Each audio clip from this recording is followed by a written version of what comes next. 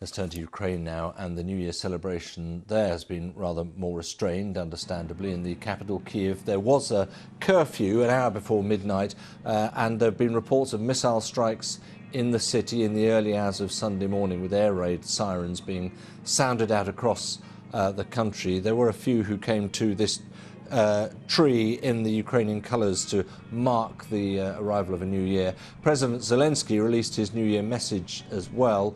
This is what he had to say to his fellow Ukrainians.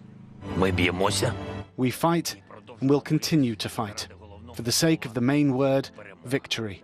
It will be for sure. We have been approaching it for 311 days. We gave it a lot of strength.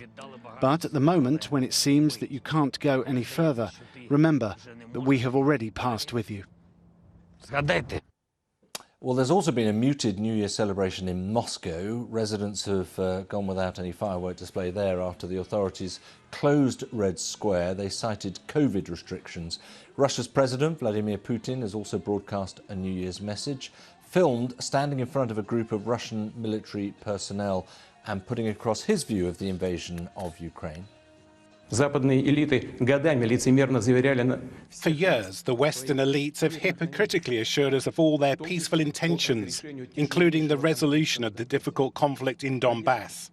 In reality, they were fully encouraging neo-Nazis who continued to carry out military and blatantly terrorist actions against peaceful citizens of the Donbass People's Republics. The West lied about peace, but was preparing for aggression. And today they're not ashamed to admit it openly.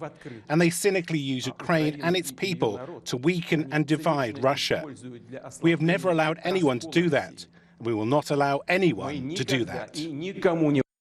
That's President Putin, though. As I was saying, there have been reports of more explosions in and around Kiev just in the last couple of hours, in fact. And that comes after a barrage of missile and drone strikes on Friday night. Residents there have been told by the authorities they should stay in their shelters. From Kiev, Hugo Bachega sent this report. On New Year's Eve, Kiev gets pounded. In the heart of the capital, a hotel is hit. Luckily, no one was here. In this residential district, more destruction.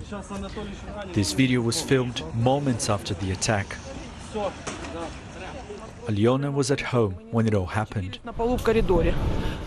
Me and my husband were literally thrown into the corridor.